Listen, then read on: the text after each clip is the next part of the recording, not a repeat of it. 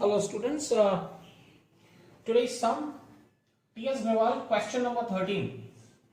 T.S. Grewal question number 13, page number 10.42. This is the sum that we are going to do. So let us start. First I'm going to do the sum, send it to you people, and once this is done, once the sums is done, once I've sent it to you, you can look into the sum. I'll send you the homeworks after that. What you people have to do is that once the sum is done, once you have understood the sum, thereafter the homeworks that you're going to do on the basis of this, you will do it. And in the next day's live class, there you're going to clarify your questions and doubts. I will take all your questions and doubts. Let's start. Question number 13. Record the following transactions in a 2-column cash book of Gaurav, Delhi. So देखो सबसे पहले मैंने क्या लिखा, books of Gaurav, bracket में मैंने लिख दिया Delhi. Cash book with cash and bank columns only. Let's start. 2020 April 1. So as I said, सबसे पहले दोनों साइड में year लिख दो 2020. Now let's start. April 1 opening balance of cash in hand 1 lakh. तो यहां पे लिखेंगे April 1. To balance brought down. ये तो आप लोगों को आता ही होगा. Balance of cash in hand कितना है 1 lakh. This will come in the cash column. Opening balance of bank overdraft 5 lakh. Now remember, bank overdraft is a liability, और जैसे कि ना मैंने आप लोगों को सिखाया भी, liabilities will always have a credit balance. That means it will come on the credit side. तो April 1 ही लिखेंगे हम लोग वापस. यहाँ पे I'm going to put down by balance brought down, and here the figure will be 5 lakhs on the bank column.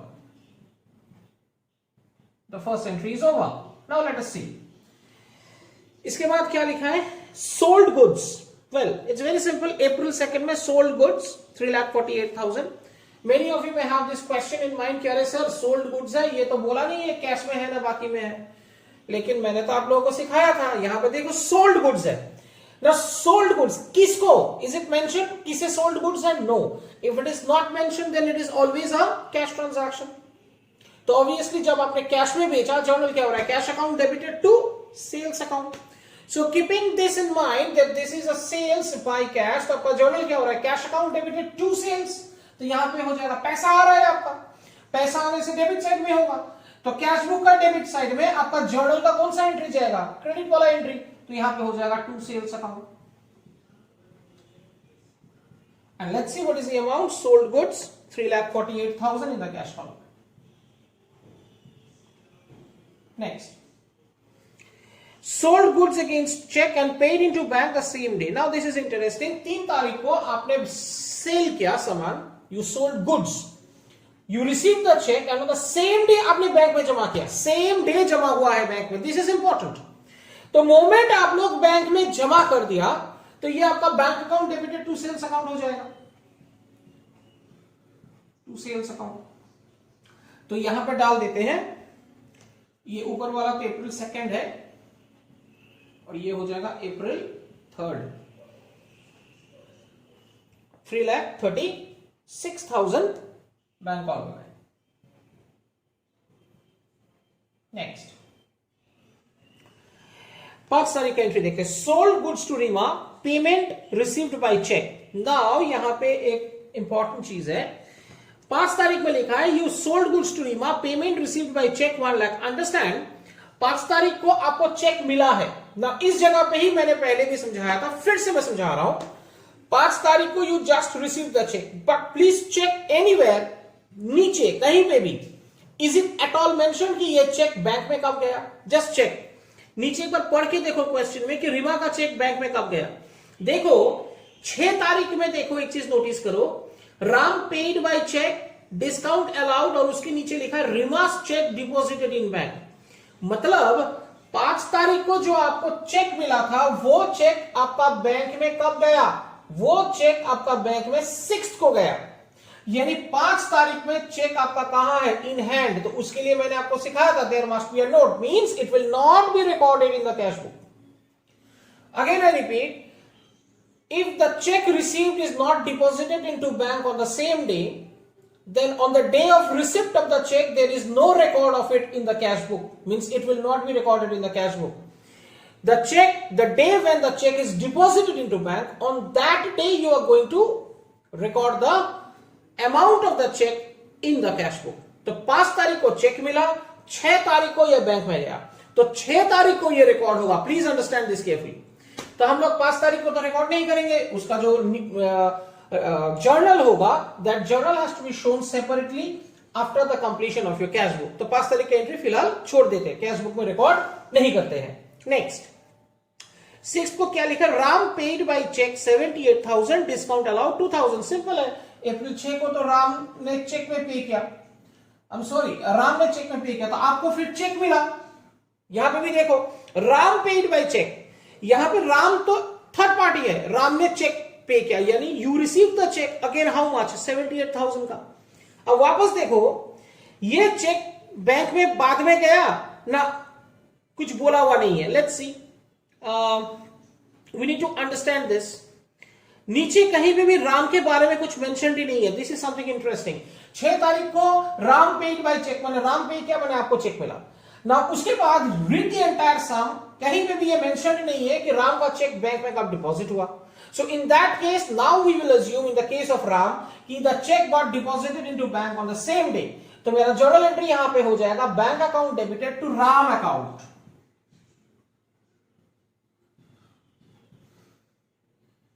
April. What is the date? 6th. And what is that amount? Ram's check paid into bank 78,000 bank column में चला जाएगा. लेकिन अभी इसके साथ हम लोगों को एक चीज और याद रखना पड़ेगा. 6 तारीख को रीमा का चेक भी डिपॉजिट हुआ था बैंक में. माय डियर फ्रेंड्स, जो पहले तुम्हारा 5 तारीख को चेक मिला था, तो उसका जर्नल अलग से होगा, bank account debited to cheque in hand account. तो यहां पे हो जाएगा to cheque in hand account.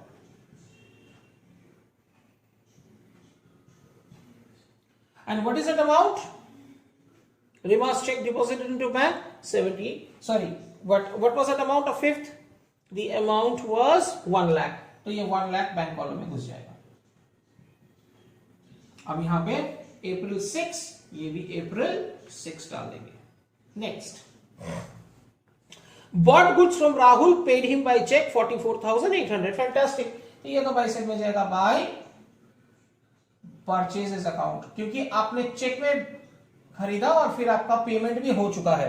तो bought goods from Rahul and paid by him by cheque April 7th.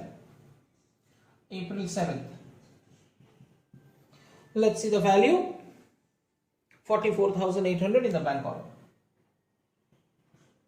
इसमें कई लोगों का सवाल यह हो सकता है कि सर हम लोग तो चेक में पेमेंट किया, तो चेक बैंक में जमा हुआ कि नहीं हुआ वो देखेंगे नहीं.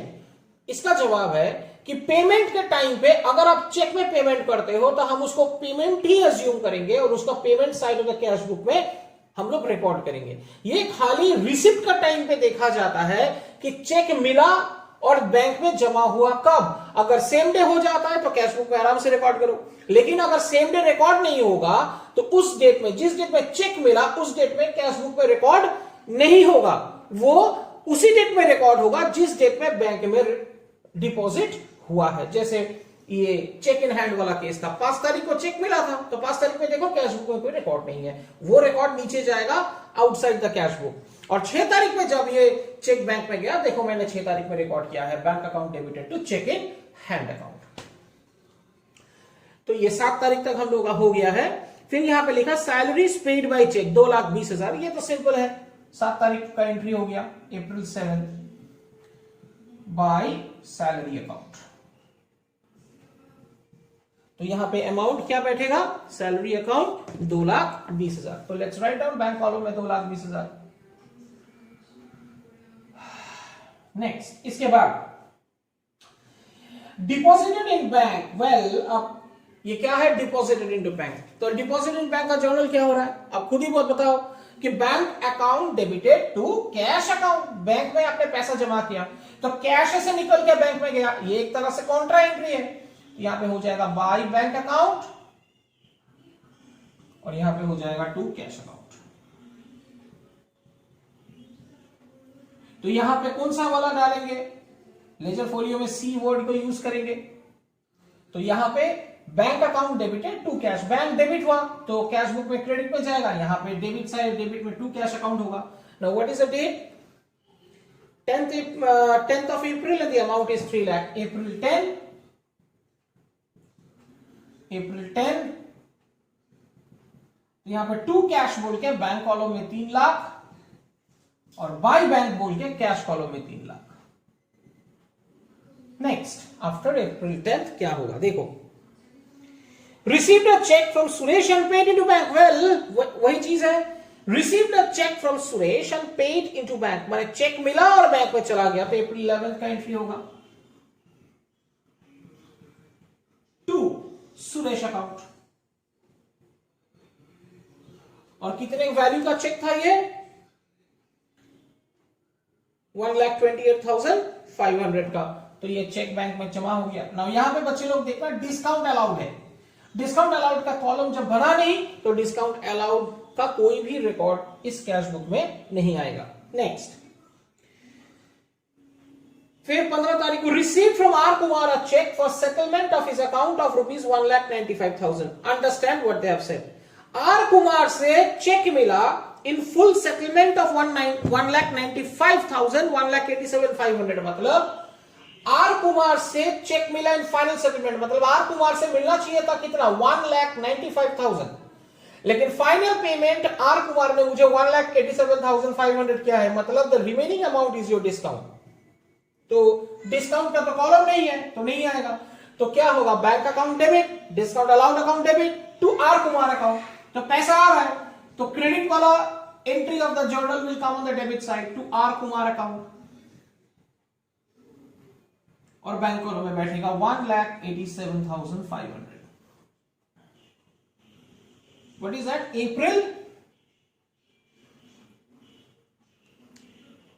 15th, 1,87,500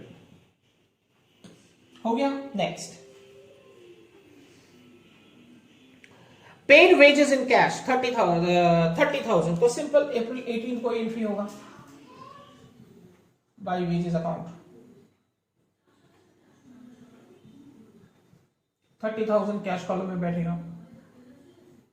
next, after April 18th bank charges, ये भी पेमेंट है आपका, बाय बैंक चार्जेस होगा, सिंपल है, ये भी entry by bank charges account, by bank charges account. April 18th का एंट्री है, April 20 का एंट्री है, और हम लोग यहां पे डाल देंगे 5,000 बैंक कॉलम में। बैंक चार्ज बैंक कॉलम से रिलेट कर सकते हो। Next, withdrew from bank, well it's simple, withdrew from bank, once again देखो, बैंक से आपने पैसा निकाला, तो ये सिंपल कॉमन सेंस है, बैंक से जब आपने पैसा निकाला कहां आया होगा? ऑफिस का कैश में, तो इसका जर्नल भी हो जाएगा cash account debited to bank account, तो by cash account to bank account, contra entry हो गया। अब April डैश क्या होगा? विथड्रू फ्रॉम बैंक 1 लाख, तो देखो टू बैंक बोल के आपने कैश कॉलम में डाल दिया और बाय कैश बोल के बैंक कॉलम में डाल दिया। इसका दो तरीका है समझने का। पहला तरीका है कि पैसा बैंक से निकाला कैश में आया, तो पहले जर्नल एंट्री कर लो, cash account debit to bank account, तो क्या हो रहा है? कैश आया तो डेबिट किए, डेबिट माने कैश बुक का credit side, to bank account credit किया तो ऑब्वियसली कैश बुक का डेबिट साइड में आ गया। अब यहां पे लिखा टू बैंक, अमाउंट लिखो कैश कॉलम में, यहां पे लिखा बाय कैश, अमाउंट लिखो बैंक कॉलम में। दूसरा तरीका से भी है, वो क्या है? डेबिट साइड को हम लोग रिसिप्ट साइड बोलते हैं और क्रेडिट साइड को हम लोग पेमेंट साइड बोलते हैं। तो अगर आप पैसा बैंक से निकाला, इसका मतलब बैंक से पेमेंट हुआ, तो पेमेंट साइड का बैंक कॉलम में 1 लाख लिखा, और रिसिप्ट साइड में पैसा आया तो कैश कॉलम में आया, तो 1 लाख आप कैश कॉलम में लिख दिया।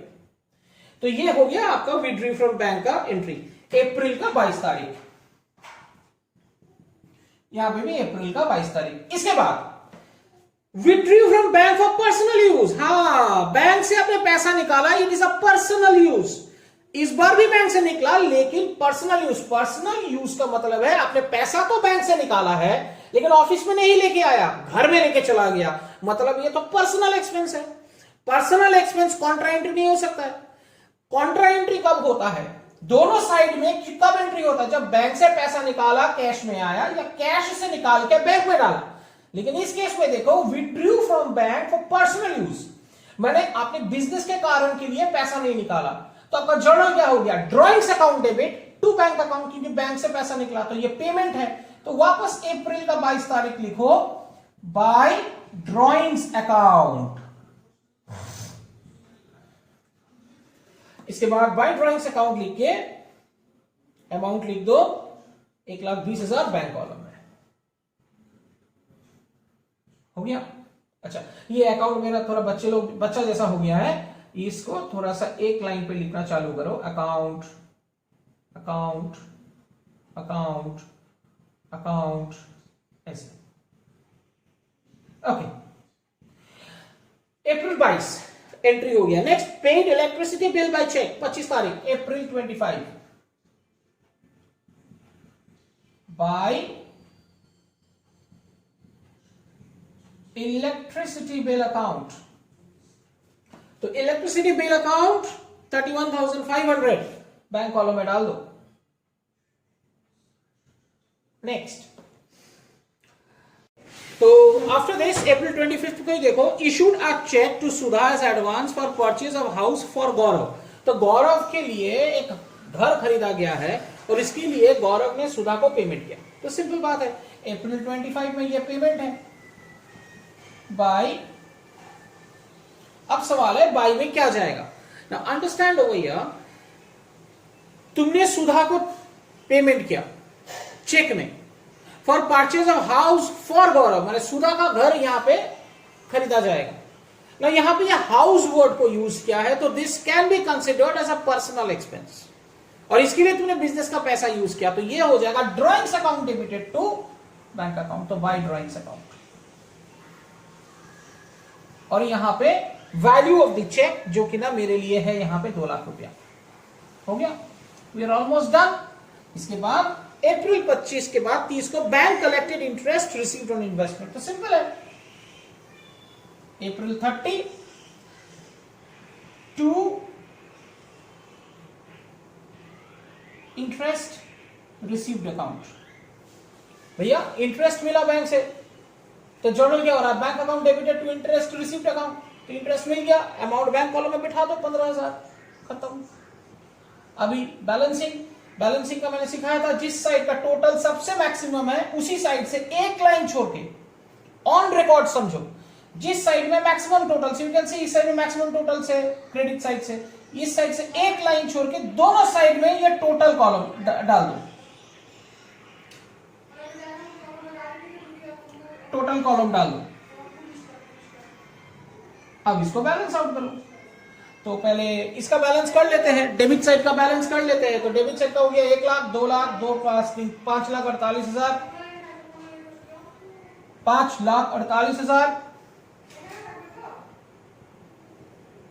इसे 3,30,000 को माइनस करो, माइनस 3,30,000 को माइनस करो, 2,18,000 आपका क्लोजिंग बैलेंस हो जाएगा। क्लोजिंग बैलेंस हो जाएगा बाय बैलेंस सीडी, 2,18,000। ये हो गया आपका अप्रैल 30 का क्लोजिंग बैलेंस। इसके बाद आपका क्रेडिट साइड को बैलेंस करना है, क्रेडिट साइड को बैलेंस करना है। तो क्रेडिट साइड का टोटल कर देते हैं, 5 lakh plus 44,800 plus 2,20,000 plus 5,000 plus 1 lakh plus 1,20,000 plus 31,500 plus 2 lakh, 12,21,300। यहां पे भी लिखो 12,21,300, हटाओ, माइनस करो, माइनस करो, माइनस करो, माइनस करो,